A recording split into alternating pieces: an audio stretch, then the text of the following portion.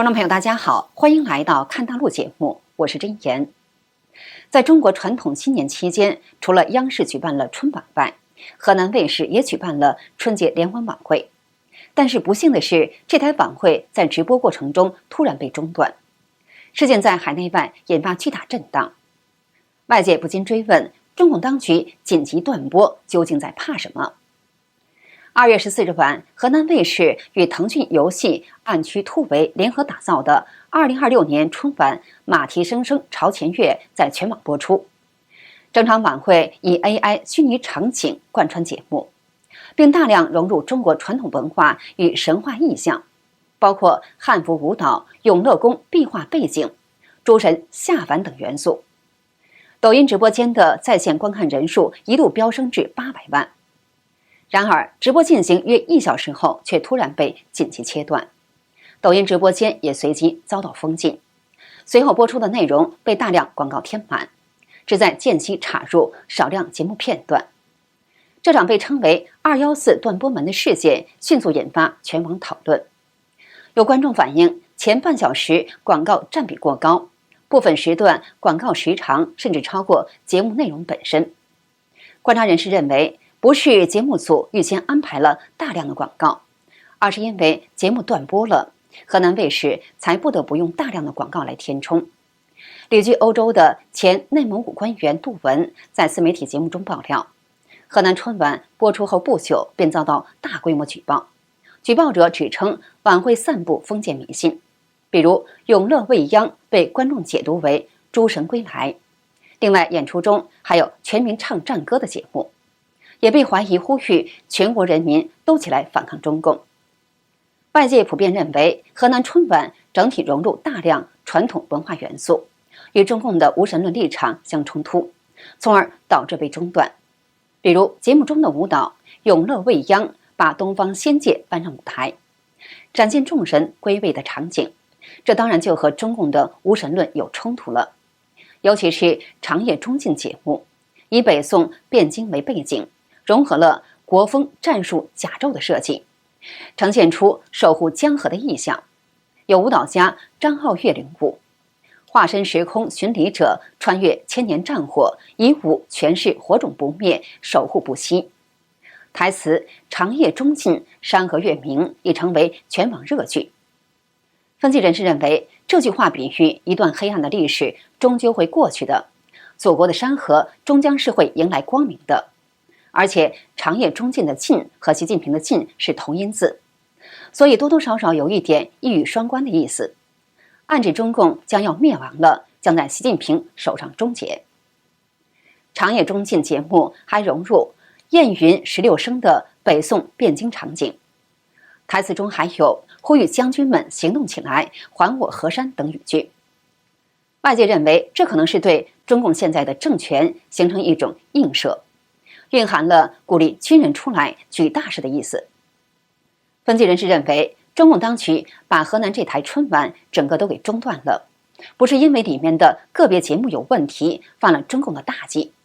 说明整台晚会的基调都被当局所不容。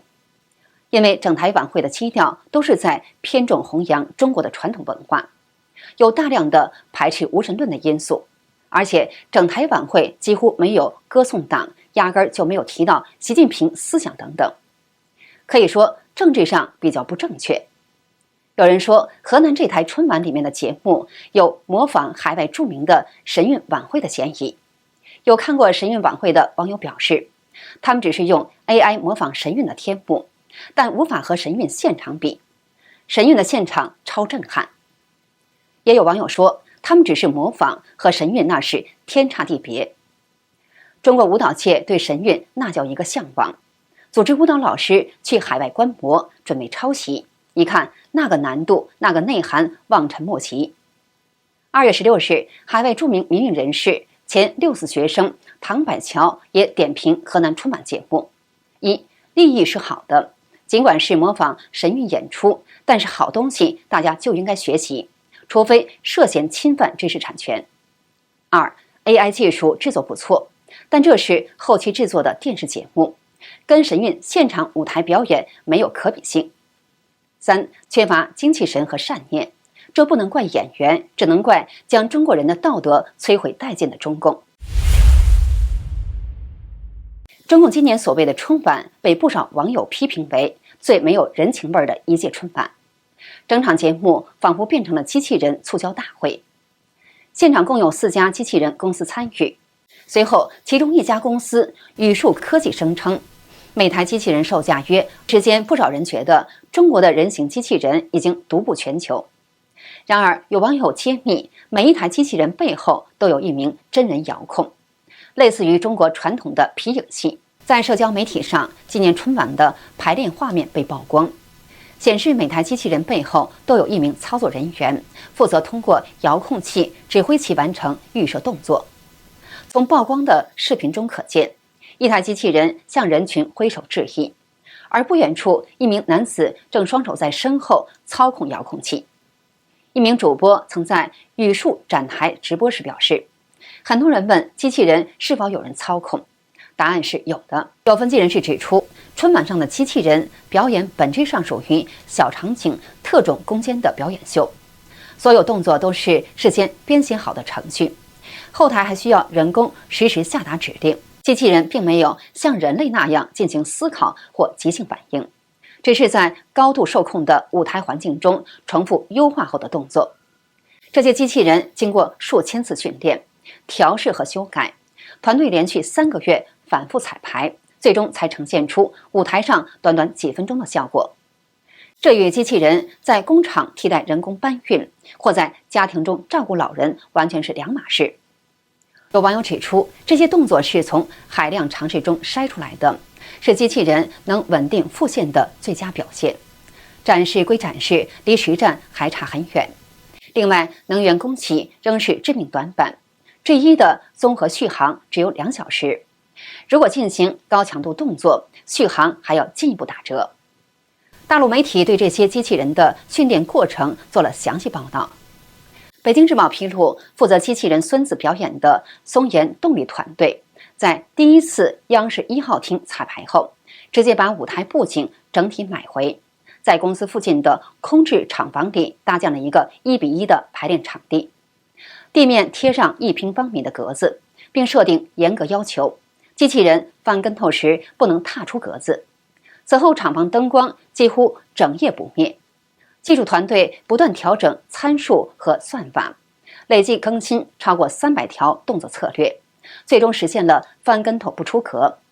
新京报报道，为了呈现完美效果，松岩动力花了1个月攻克技术难点，算法团队迭代了300多版，舞蹈动作训练更新了21个版本，机器人表情控制频率从10赫兹提升到60赫兹，颈部自由度增加了3个。报道还提到，G1在跳马、腾空等动作中表现干净利落。宇树科技创始人王新静在采访中表示，为了实现这些动作，他和团队在模拟平台上进行了上亿次训练，再将结果移植到实体机器人上进行微调。澎湃新闻也报道，星动纪元的全尺寸人形机器人星动 L7 在北京四合院中表演拜年剑法，其动作同样依赖上亿次模拟训练和端到端强化学习算法。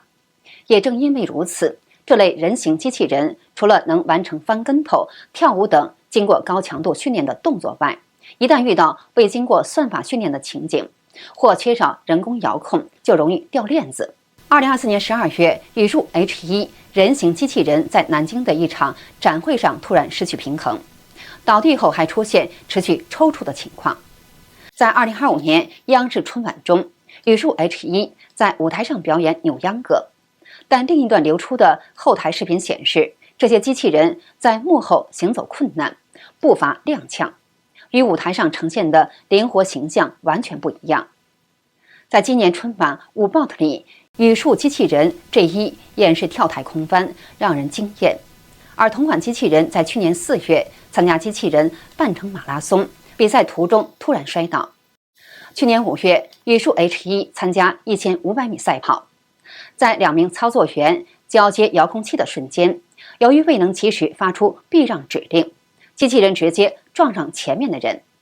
事后，宇树方面解释称 H1在高速奔跑时，感知数据往往存在延迟或精度不足，机器人无法像人类一样迅速判断。人工遥控正是为了弥补其自主感知的缺陷。